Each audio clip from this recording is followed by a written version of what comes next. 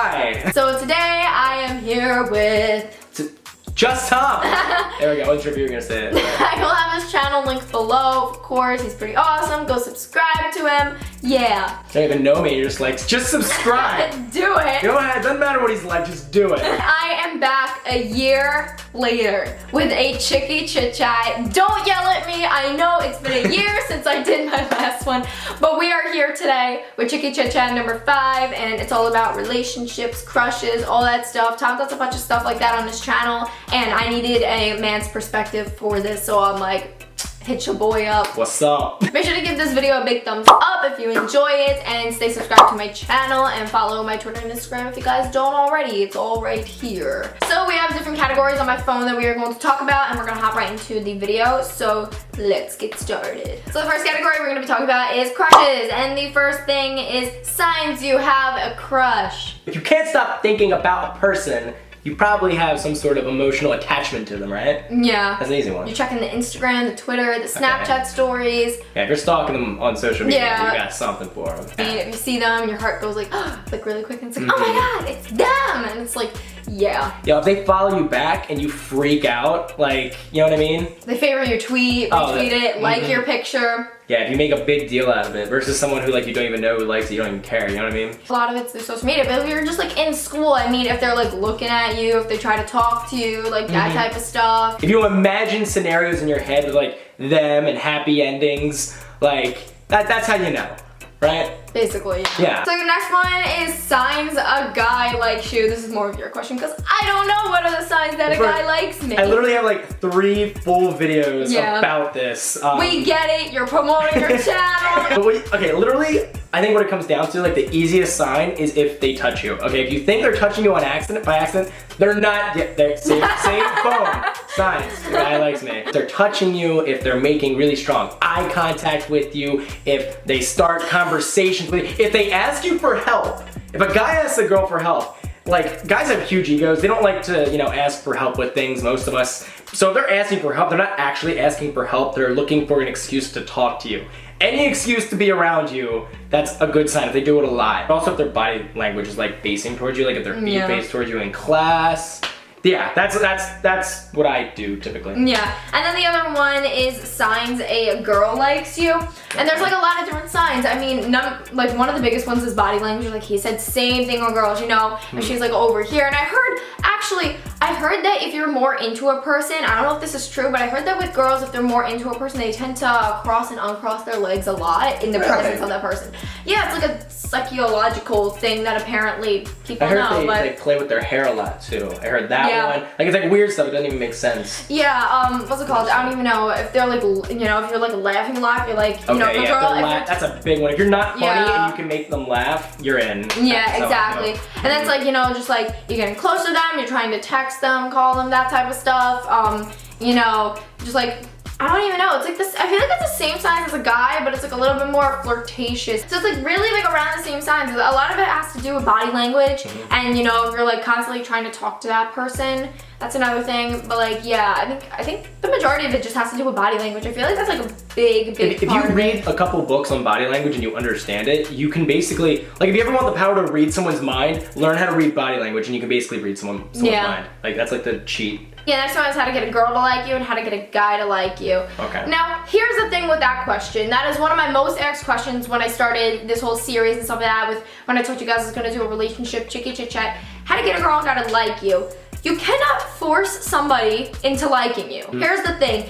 If you are with a person and you're into a person, do not change what you're doing, you know, your personality and stuff for that person, because then what happens if that person ends up falling for the fake you and now you're just like this fake person and it's just not you and it just works out. Yeah, it's not healthy at all. You know, you should be into a person because they are them and they make you a better person. Like if someone was changing themselves for me, that would actually make me feel a little bit like uncomfortable or guilty. Like I'm guilting them into, I don't know, I just, like I want to know they would have done whatever they're doing anyway, so I know it's like a perfect puzzle piece fit. It's not like you're putting like a square peg into a round hole. You know what I mean? Yeah, it's like, does that make sense? It's like if you're dating somebody and everything like that, like you're dating a guy, girl, whatever, and it's like, say like one day you bring, like, there's two different perspectives. Like, you know, you bring him home food one day because, like, you know, it's gonna make him or her happy. It's like, that's that, you know. That's okay, that's good. Yeah, that's fine.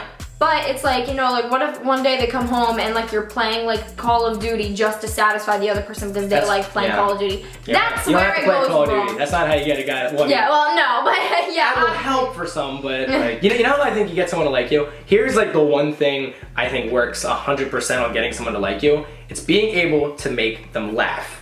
Now I say that because every single person's different, right? So it's a general answer and everyone has a different sense of humor. So if you want like a little hack to get someone to like you, understand their sense of humor, like figure out what kind of like shows they watch, their comedies or movies, to see what they laugh at. And if you can understand their sense of humor and you can make them laugh, they will like you. And if they like you, then they'll like you. Yeah, later. they'll progress. Yeah, but I mean, the goal is to, if you have the same sense of humor as them, that's why those relationships always do like way better than the ones where they don't laugh at the same stuff. Main question was how to get a girl to like you, and then it's how to get a guy to like you. I think that works both ways. Of them, yeah, it works both ways. Yeah. And then the last one in the category crushes is what to do when you and your friend are crushing on the same person. I don't know, if like my boy likes a girl and like I can live without her, I don't want to like I'm gonna value a long friendship that I've had more than a random girl who I kind of have an emotion for at the moment. Like, you gotta think short term versus long term. What do you? Bros before hoes. I wasn't gonna say it. So for me, I would just say talk it out with your friend. Normally with girls, it's just like, you know, if you like the same guy, both of you don't go after him, one of you don't date, because if one of you is gonna date him, whether, it doesn't matter who had him first. If one of them dates, then the other one's gonna get jealous, and you know, there's gonna be issues in the friendship and all that stuff. So I feel like the best way, if you and your friend have a crush, is to either talk it out and see what's like, you know, like, I'm gonna date him, I'm not, like stuff like that, what you're comfortable with, you know. Put yourself in their shoes, like, okay, what would you want them to do? And then you should do that. Because like, let's just say you and them like the same person. Would you want them to go after them? If not, then you shouldn't do that. And if they don't do that, then that kind of makes the relationship, like the friendship, stronger because you guys agree on that. Yeah. And if you communicate that you don't want them to do that and you won't either, and they do it anyway, then it shows where their loyalties lie. And then like, I don't know, you kind of see where the relationship, the friendship would have gone. Yeah, I feel like a lot of it has to do with communication. In friendship, it has to do with a lot of, I feel like that's one thing in relationships, one thing in friendships, even like family stuff. Like that's like a big role in our lives in general, especially in this type of stuff, is communication, because you don't know how to communicate properly with each other. You know, there could be mixed signals, could be all this other stuff. You know, you could be thinking one thing and then say the other, and like, you know, you could like say something that you mean it intentionally, but the person won't understand, that could go wrong. But if like one of my friends was just like, hey, like I wanna go ahead and date your ex-boyfriend, to me that's not really an issue. It's like, you know what, I had my time with him and stuff like that, you know, it's in the past. If you wanna go for it, go right ahead. I'm like that, but a lot of girls, again, are uncomfortable with their friends dating their exes and stuff like that. So like there's that, you know, I'm a big believer in like, you know, whatever makes you happy, go for it, whether it's your friend's ex or not, or whether you and your friend like the same person. But then again, it's like you don't want to risk that friendship. Thing is, like, like me and my bros, like we'll talk about how like, if I've hooked up with a girl before, we didn't date, we hooked up, and he's talking to her, he completely has the right to do that. It's fine. But like if I dated her, then that girl would be like off limits. Like that's kind of like our boundary, but that's just what we like agreed on. So again, every single person's different. Like that's always gonna kind of be the answer, but you kind of want like a general rule that you can apply to everyone. So again, communication always works. That's like, it'd be the answer to any question pretty much. So moving on to the next category. The next category is talking to your crush, and there's how to spark a conversation and getting their number, which we could kind of just like combine into one, because I feel like if you start a conversation, it'll lead into getting the number anyways. For me, we were talking about this before. I'm a person that if I'm into a person, I will tell them straight up. Like if I had a crush on a guy, I will literally be like, hey, like I'm crushing on you. If you don't like me back, that's chill, you know, just so I let you know, because what if maybe they liked you back and you never got that out there, and then it's like this weird mutual thing. But yeah, actually, I can't do that. That would never work for a guy. See, different people, that's why you need communication. Different people. There's a lot of different ways you can spark a conversation. I mean, like if you're in school. I think it's good to go in with a script. I think the more you think about it, the more you think about it, the more flowing type of thing. You talk about something that you can talk about for a while by yourself. Like you can just like talk to a camera forever about it. Like for me, for us dating advice, for example. Like I can talk about that forever. So if I'm talking to someone else about that and I want to have a good conversation, it has to be something where if they don't have a response, I can already talk about it forever on like by myself. So that way I'm not worried about running out of things to talk about. A lot of people say like the cliche, like, you know, if you're gonna talk to your crush, oh, like ask him for his homework or something like that. Like, the thing is, if they're not attracted to you beforehand, and then you ask like questions where like they can see what you're doing but they're not into you, that's gonna actually push them away more. Yeah, like I would rather just be direct at that point. You know what I mean? Or actually just try and build a friendship. Like ask some things that I'm actually interested in, not what is the homework. Getting their number is just... Oh, you know what I do? And maybe this is like a little like, nah, I think this is fine. But if like I want someone's number, I'll literally hand them my phone. I'll be like, here, put your number in. Yeah. It always works. I feel like then they won't respond if they didn't want to give it to me, but you know. Yeah, I feel like a lot of people, it's like, I feel like a lot of people get like so freaked out, like, oh my god, she's asking for my number, he's asking for... Yeah, it's really not. Like if you're talking to a person, it's like, hey, like you're a chill person, we should talk more sometime. Here's my phone, put your number in. Like it should be casual like that, but not enough people think it's a casualty, which is like what's like kind of messed up. So the next category is dates, as in going out on dates. I feel like not enough people go on dates anymore. Yeah, the mainstream is like guys asking girls, which is fine, but I feel like if a girl were to ask a guy or, you know, another girl, whatever you prefer, once again, on a date, then it would be like, okay, like what would you do if a girl asked you on a date? Would you be freaked out or would you be like I would be impressed. Like, yeah. Because that has probably only happened to me like once or twice my entire life. Like that's not a common thing.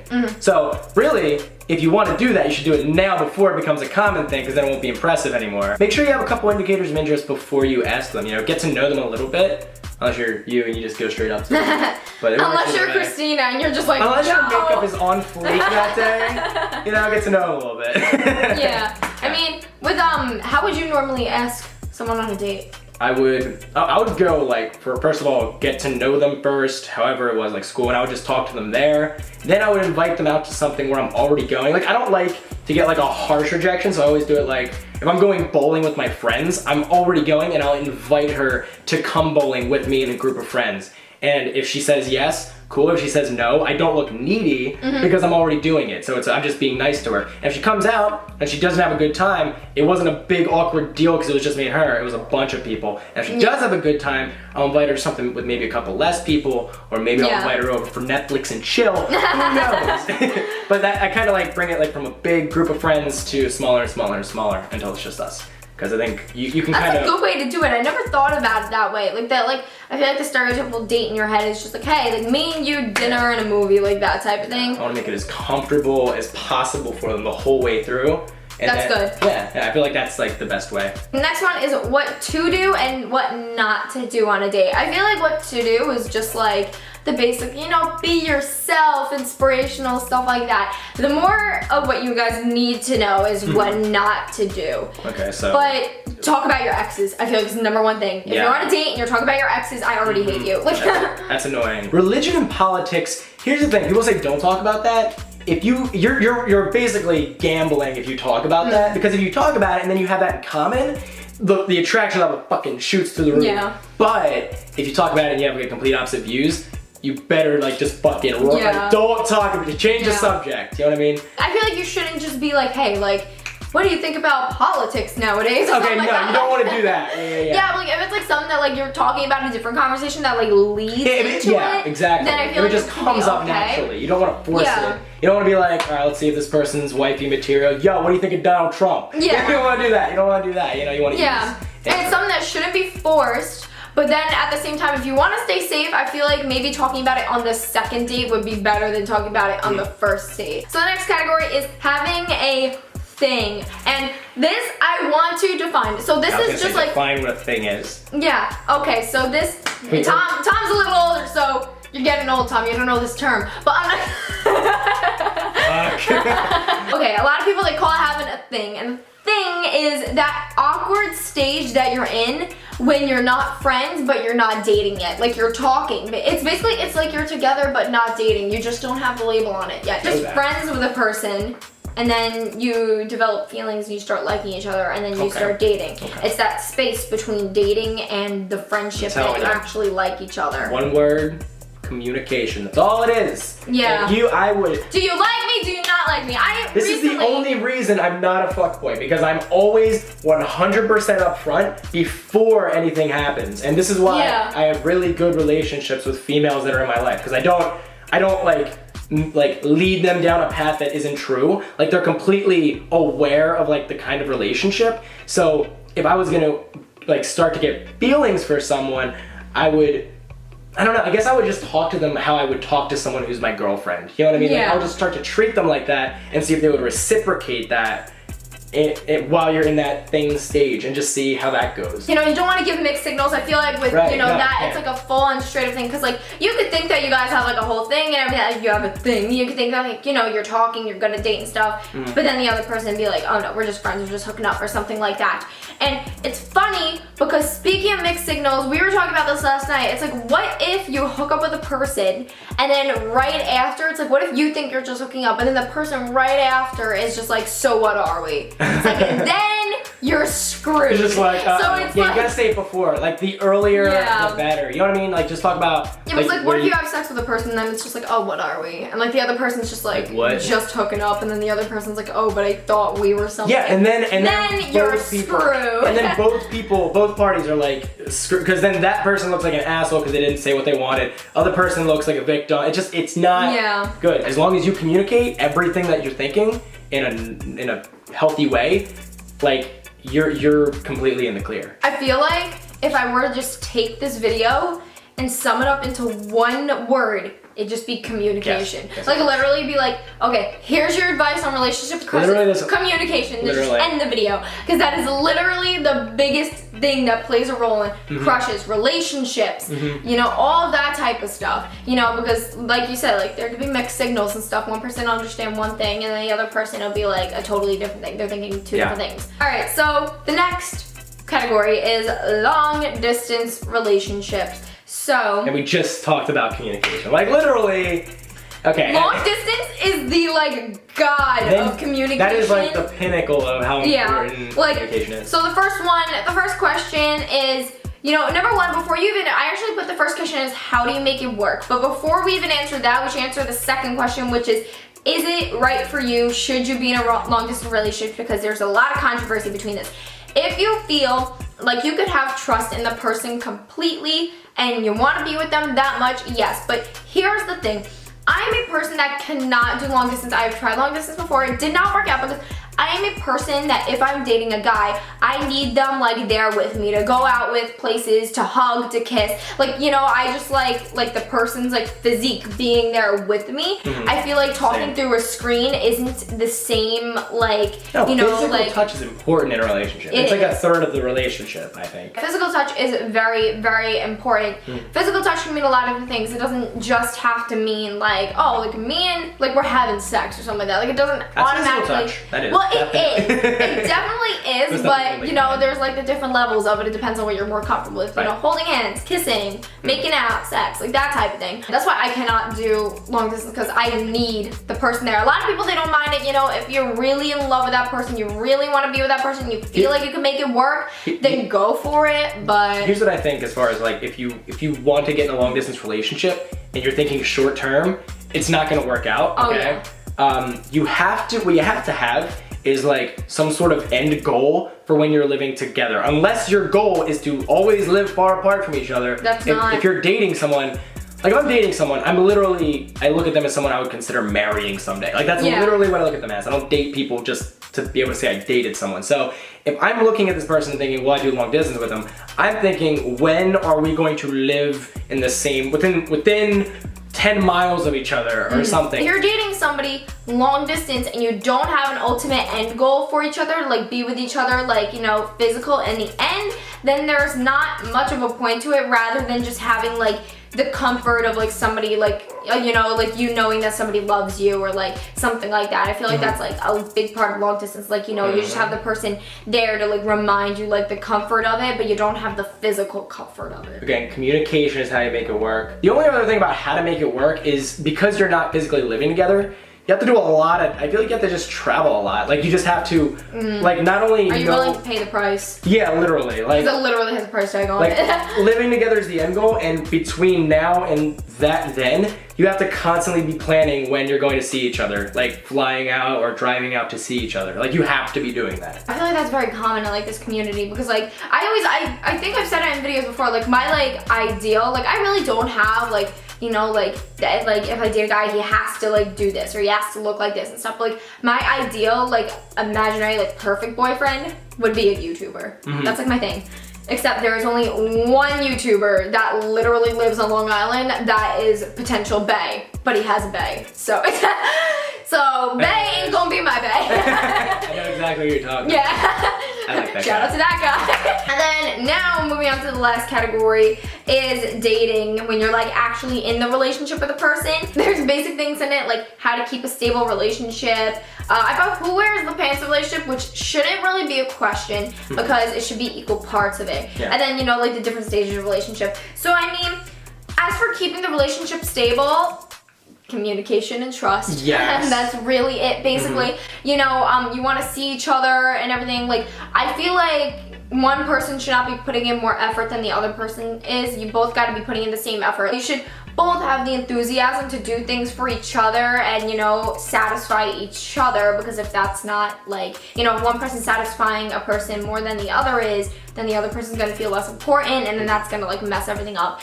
And then obviously communication, keeping a stable relationship. You know, if you get into arguments, if you're fighting in a relationship, you need to know how to communicate, because if you don't know how to communicate, then it's gonna go downhill, because you can't just get in a fight and then be like, let's just blow it off or whatever and just ignore the issue, because then it's gonna be stuck in somebody's mind, or it's gonna come up again in the future, and then it's just not gonna work out because, you know, you're not talking it out. You know, that is a huge thing in relationships, and I feel like not a lot of people realize that. Some people have, you know, they realize that, you know, like you need to be able to communicate and talk about that, like especially when you get into fights, and then there's the other people who are just like, you know what, no, I get into fights, just leave it. Leaving your fights and not working it out is the worst thing you could do in a relationship, because then it comes up in the future and it could just mess everything up. Everything you said was pretty much 100% on point though. I don't even know what to add to that. I can't even, you hit every single possible part. The next one is basically the last thing in this, and it is the different stages of relationship. I'm gonna give you the harsh reality right now. When you first start dating, you're in like a honeymoon phase where it's just like love and kisses and just everything's wonderful. And I'm sorry, harsh truth, that doesn't last forever, because you know, you're gonna be like head over heels for this person at first. And I'm not saying that as the relationship goes on, you're not gonna be still head over heels for him, but you're gonna go into the more comfortable stage. And then after the comfortable stage, you know, you kind of just like stay there and everything like that. That's mainly just the stage you stay at. And then there's two things that happen. You get married or you break up. Actually, or you get married, then you break up, which is that's even worse, but yeah, let's not talk about that. Actually, I want to make a separate video on breakups, so that's why I'm not going to talk about it in this video. But you know, it's like, you know, you're in that honeymoon phase when you first start dating, where you're just like loving and like everything's perfect. In the honeymoon stage, it's like you get into like a fight. It's not even a fight. It's just like, oh, like babe, like, you know, like just putting into example. Honestly, I feel like you're not even comfortable enough to like get mad at each other. Yeah, I feel like I feel like this is like a terrible way to like example it, because I feel like this shouldn't even be an argument in a relationship. But for a lot of like girls that are like crazy girlfriends, it is. Like if a guy likes another girl's Instagram picture, I feel like it's like if you're in the honeymoon stage and, you know, your boyfriend, girlfriend likes another boy or girl's photo, you know, you don't like or whatever. And it's just like, oh, like you liked your photo, you know, and then the person's like, oh my god, I'm so sorry, I'll unlike it, I didn't mean it, you're the only one for me. And that's like if you're in the uncomfortable stage, you're not the uncomfortable stage, if you're in the comfortable stage, aside from the honeymoon stage, you get in that comfortable stage, you know how to talk things out, you know how to do all this stuff, you're in there and you're just like, listen, you liked this chick's picture, I don't play with that, yeah, what the shit? And then the other person's like, it's just a picture, shut up. And it's like, you know, so it's like, there's like a very significant difference. Honestly, I think the comfortable stage, the beginning of the comfortable stage is the best stage you could be in. Like the honeymoon stage is great and stuff, but then when you really connect with a person and you're really comfortable with each other to the point where you can just like chill and like baggy shirts and like your hair up, no makeup, and you know, you freaking fart around each other, burp around each other, you share like food, like pick at each other's food. I feel that's like that's the best stage you could be at. And then like after that, the other side of the comfortable stage is like where you start getting into fights over like stupid things. Right. But like the very beginning where you're out of the honeymoon phase, like you're just out of honeymoon phase and you're like right in that comfortable stage, that is the best stage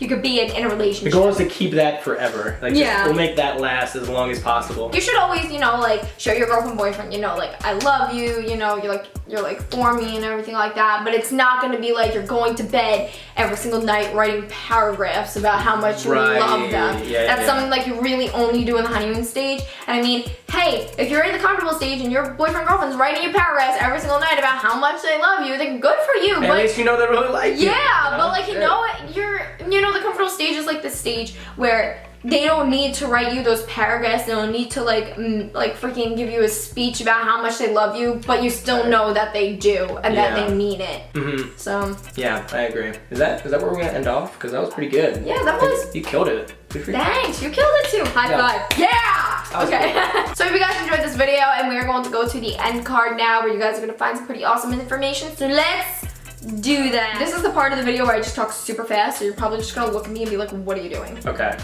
ready? Let's go. Alright, so if you guys enjoyed this video, make sure you give it a big thumbs up and stay subscribed to my channel. I upload Tuesdays and Fridays, and if you're not following my social media already, it is BeautyChickee on Twitter and Instagram. Make sure to go follow those. I post cool pictures, I post awesome tweets, so yeah. You talk really fast, like you could be a rapper. Like you talk fast. I know. I'm impressed. If you guys did not check out my last video, you can go right below me. Then right next to that, if you guys did not know, I have my own merchandise line out now. So BeautyChickee's hoodies, sweaters, that's like the same thing. They're nice. Underwear, actually. I have BeautyChickee underwear too. Didn't Anything. see those. I don't have them actually. Oh, okay. Yeah. I have to order them. Anything BeautyChickee that you want to get, that you want to wear on your body, you can click on that annotation. You can click on any of the annotations on the screen, and everything is in the link below. And also, you want to subscribe to his channel, of course, link below, and I'll put like a little thing on his face.